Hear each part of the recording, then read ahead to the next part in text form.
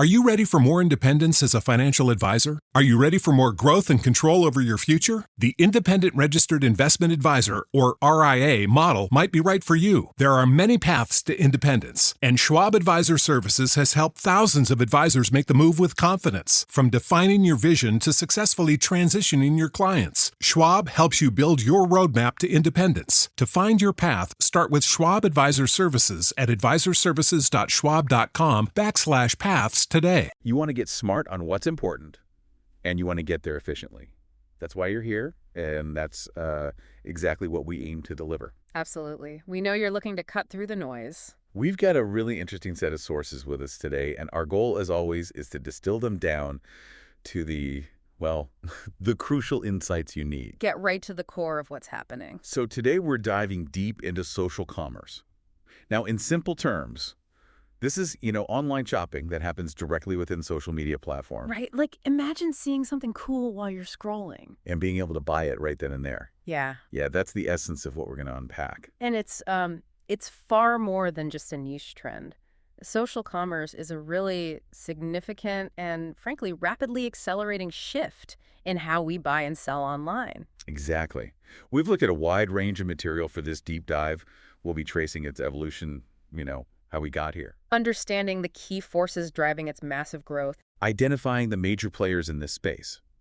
And exploring how it's changing the game for both consumers and businesses. And we'll also get into the specifics, the mechanics of how it all functions. Yeah, the features, the impact of influencer marketing, this whole rise of live shopping experiences. And the underlying stuff like payments and fulfillment. Plus, we'll look at the broader implications for retail, how consumer behavior is shifting. And finally, we have to touch on some of the key challenges and, considerations that come with this. It's a lot to cover, but it's fascinating stuff. Let's get started. Okay, let's unpack this. It's really interesting to look at how we even got to social commerce. It didn't just appear overnight. Right. Think back to the early days, late 20th, early 2000s. Mm-hmm. Buying online, it was all about individual company websites. Yeah, standalone sites. If you wanted something, you had to actively seek out that specific retailer's digital storefront. It required a deliberate action, didn't it? You had to decide, okay, I'm leaving this page, going to that shop. A very conscious decision to navigate away. Then, maybe mid-2000s, we saw the rise of the big marketplaces. Amazon, eBay, those guys. Right, the aggregators. Suddenly, you had these central hubs bringing together tons of sellers and products. That was a massive leap in convenience, looking back. Definitely. A centralized experience, simplified comparison, shopping, discovery. Yeah. But still, you were in a dedicated shopping environment. Exactly. And then, late 2000s onwards, social media just exploded. Businesses quickly saw the potential, but mainly for marketing, right? Yeah, getting the word out, trying to drive traffic, but driving it off the platform, back to their own websites. Social media was initially just that, a marketing channel. Build awareness, then send people elsewhere to actually buy. But here's where things get really interesting. Around the early 2010s, things started to shift fundamentally. Yeah, the platforms began integrating actual shopping capabilities within the apps. Suddenly you could be scrolling your feed, see something you like, and have the option to buy it without leaving that social space. That's really the dawn of social commerce as we know it. Removing that decision friction. Oh yeah, that friction is key. Every extra click, you lose people. Social commerce just gets rid of that. Precisely. That jump from just seeing content to potentially buying right there, in context, it's a total game changer for the user experience. So what's really fueling this massive growth? It's clearly more than just a trend. Oh, absolutely. Several powerful dynamics are at play. First, you've got this huge shift in consumer behavior, especially, with younger demographics. They're just more comfortable with it. Totally. Comfortable discovering and buying right on social media. They're influenced by creators, by their friends. It's like your trusted circle is almost curating your shopping list. Exactly that. And second, it's just the seamless user experience. The pure convenience of buying within the apps we already spend hours on. It cuts out so many steps. No switching apps, remembering logins. Reduces that friction we mentioned. Huge draw. Anything that makes life easier, right? What else? Enhanced discovery. Social platforms are amazing at showing you stuff you didn't even know you wanted. Yeah. Through visuals, influencers, what your friends like. They're incredibly powerful product discovery engines now. I can definitely relate. Scrolling, then suddenly Oh, wow, what's that? And you can't ignore the power of social influence itself. Recommendations from trusted sources, whether it's a big influencer or just a friend in a group. Those carry a lot of weight. Huge weight. It's like word of mouth, but amplified massively. Word of mouth on steroids. Pretty much. Then layer on the dominance of mobile. We live on our phones. Right. And social commerce is inherently mobile first. It aligns perfectly with how we use the internet now. That makes sense. Does that naturally favor the mobile-first platforms, maybe leaving desktop-heavy ones behind a bit in this area? That's a really interesting point. It probably does give them an edge, yeah. Okay, and the platforms themselves? They're actively pushing it, investing heavily, developing these shopping features because they see the enormous potential. So who are the main players? Which platforms are really driving this? It's pretty diverse. TikTok, for instance, has become a huge force. Yeah, TikTok's impact feels massive and quite sudden. That short-form video format, the creator ecosystem, it drives discovery and sales through viral trends like almost nothing else. Yeah, TikTok. Who else? Then you've got Instagram, always visual, right? With a really established influencer community. Makes sense. They've rolled out Instagram shops, product tagging in posts, even in-app checkout. Very direct path to purchase. Yeah, Instagram feels like such a natural fit for showing off products. Absolutely. And then there's the giant Facebook, still the largest platform globally. Right. They have Marketplace for peer-to-peer, Facebook shops for businesses, and they're integrating more with e-commerce platforms too. So if you're using Shopify already, you can link it up easily. Exactly. It creates a more unified channel for businesses with an existing online store. Smart. What about YouTube?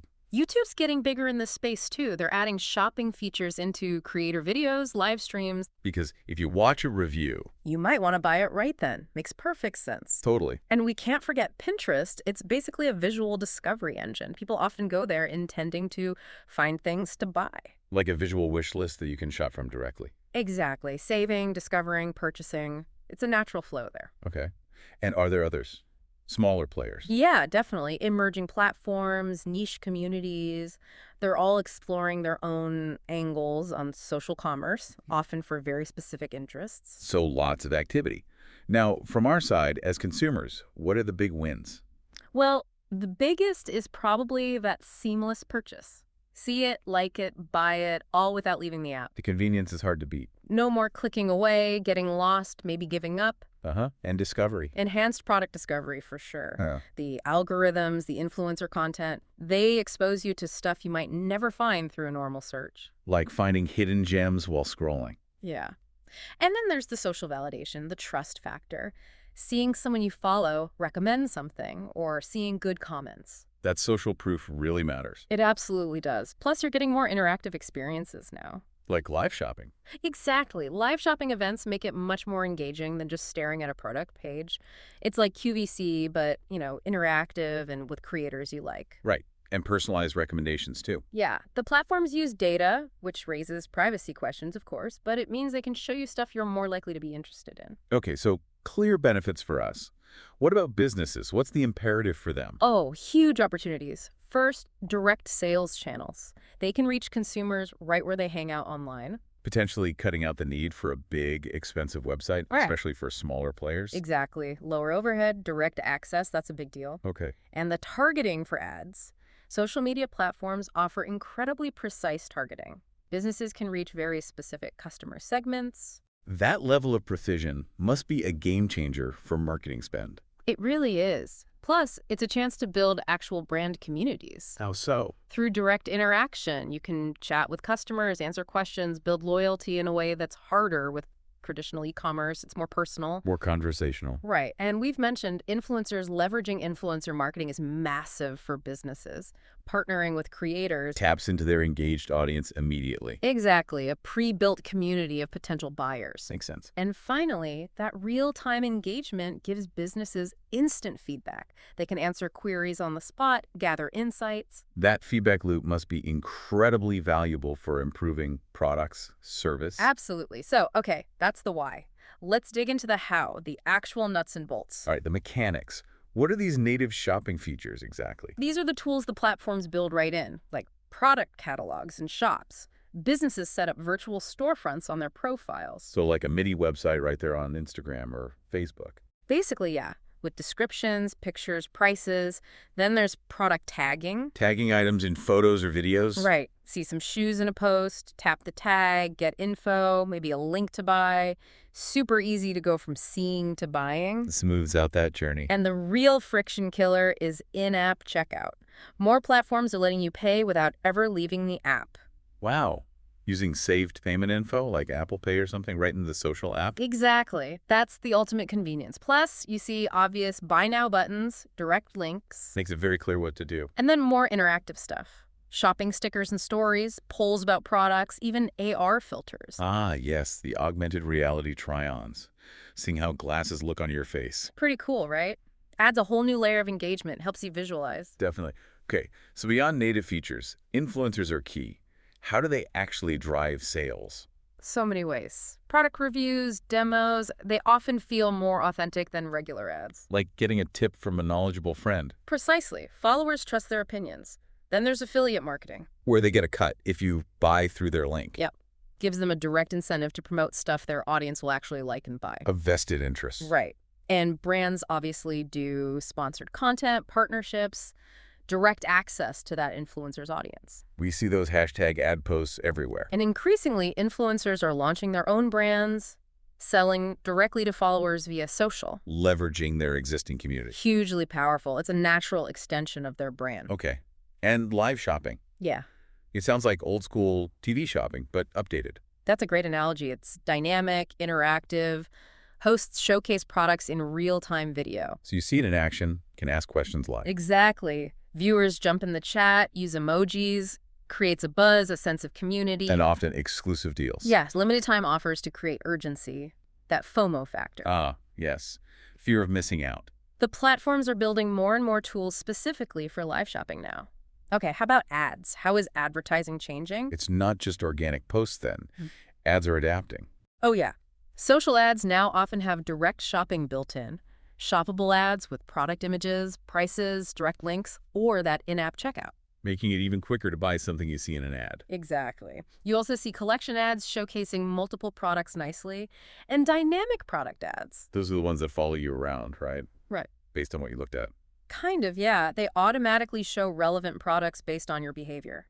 Highly personalized retargeting, but smoother within the social feed. Retargeting on steroids, basically. Pretty much. And even AR try-on ads now. Interact with the product virtually in the ad. Wow. And this all ties into back-end systems, CRM, e-commerce data for super targeted campaigns. Very data-driven. Hugely. Now, none of this works without the back-end stuff, payments and fulfillment. Right, the less glamorous but essential plumbing. Exactly. Platforms are integrating their own secure payment gateways, save your info, quick checkout. Or using third-party ones. Yeah, integrating with PayPal, Stripe, Apple Pay, giving users choice and familiarity. Then, behind the scenes, efficient order management, tracking systems, shipping logistics. And returns. That's always a concern. Crucial.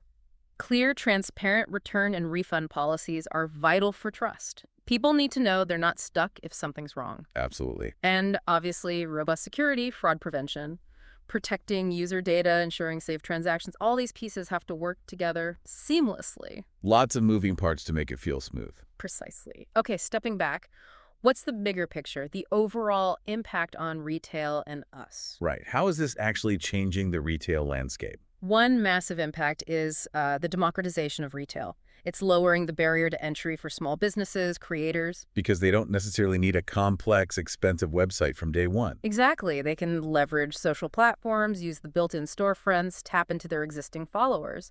Much more agile. So someone with a great product and a following can become a retailer much more easily. That's the idea. It allows for flexible business models that can adapt quickly to trends and feedback. A huge shift from traditional models. Definitely. We're also seeing marketing and sales blur together. Social commerce creates a much more unified customer journey. The marketing content is the point of sale, potentially. Right. An engaging post isn't just an ad. It can lead straight to a purchase. Less friction. More immediate. It's contextual commerce offers presented right within your social flow. Add personalization based on data, real-time engagement. It all drives conversions. Makes sense. And how is it changing the way we actually shop? Our behavior. We're seeing a big rise in visual and experiential shopping. It's all about great images, short videos, live streams. Video discovery seems huge now. More engaging than static photos. Totally. Influencer demos feel more authentic. AR try-ons add that immersive element. Uh-huh. User-generated content photos from other customers is powerful social proof. And interactive formats like quizzes make it feel less like browsing, more like engaging. More entertainment, less chore. Exactly. And maybe the most fundamental shift, the power of community and social influence on what we buy. Buying is becoming more communal. Yeah. Recommendations from friends on social media carry real weight, like a digital version of, hey, you should try this. Right. That trusted recommendation. Influencer endorsements, brand advocates, online communities discussing products, user reviews right there in the feed. It all shapes decisions. And that FOMO effect again. Drives impulse buys from viral trends, limited offers.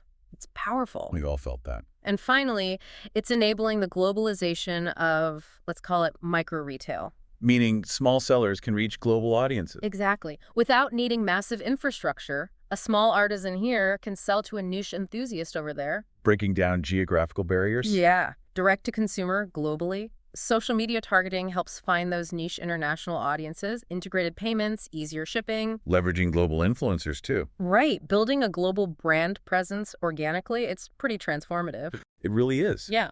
But it can't all be smooth sailing. What are the big challenges? Definitely not all smooth. Trust and security remain huge hurdles.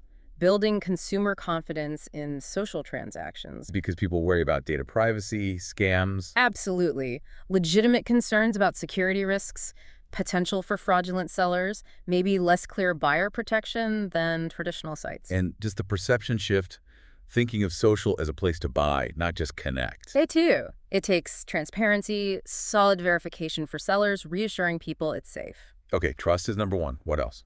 The fragmented nature of the platforms. Managing a presence across TikTok, Instagram, Facebook, etc. Each with different features, audiences, rules. Exactly. Requires platform-specific strategies. It's not one size fits all. Managing multiple storefronts, catalogs, analytics. It gets complex. Sounds like a potential headache for businesses. It can be resource intensive, yeah. A real juggling act. Right. Fragmentation. Next. Algorithm dependency. This is a big one. Businesses and creators are subject to unpredictable algorithm changes. Your visibility, your reach. It can change overnight. Exactly. You can pour effort into content, listings, and then poof, an algorithm shift buries it. Leads to that pay-to-play pressure. Feeling like you have to run ads just to be seen. Right. Organic growth gets harder, less control. You're constantly adapting, trying to figure out the algorithm. Chasing a moving target. It can feel like that. Yeah. Then, for businesses with existing websites, there's the integration challenge. Making social commerce work smoothly with their main e-commerce setup. Yeah. Managing inventory across channels, syncing order fulfillment, centralizing customer data in their CRM, consolidating payments and analytics. All the different systems need to talk to each other effectively. Precisely. Needs seamless integration. Okay. And finally, The evolving regulatory landscape. Regulators are paying more attention now. consumer protection, data governance. Yep. Ensuring adequate rights, recourse against fraud, rules on ad transparency, influencer disclosures. Like the hashtag ad rules. Exactly. Applying data privacy laws like GDPR. Navigating taxes for cross-border sales. It sounds like the rules are still playing catch up with the tech. That's often the case. Need clear guidelines, consistent enforcement to protect everyone. So bringing this deep dive to a close, it's crystal clear social commerce isn't just a fad. It's a major force reshaping how we buy and sell online. Absolutely. We've seen how it evolved, driven by consumer shifts, convenience, social influence. We identified the key platforms leading the charge. And looked at the impact benefits for consumers like ease and discovery, and for businesses, direct channels, and targeted reach. We got into the mechanics too, the native features, the huge role of influencers, live shopping, shoppable ads, and the crucial payment and fulfillment backend. And the bigger effects.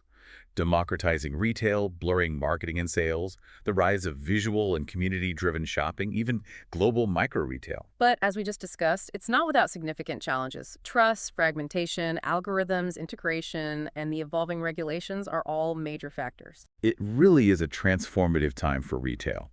As we watch this unfold, it makes you think, doesn't it? How might this change your own shopping habits? Yeah. Which platforms draw you in the most? What features do you actually use or find compelling? Or, if you're running a business, how could you strategically use these trends? It's definitely a dynamic space. We encourage you to keep exploring, stay curious, maybe even try some of these experiences out. Thanks for taking this deep dive with us today.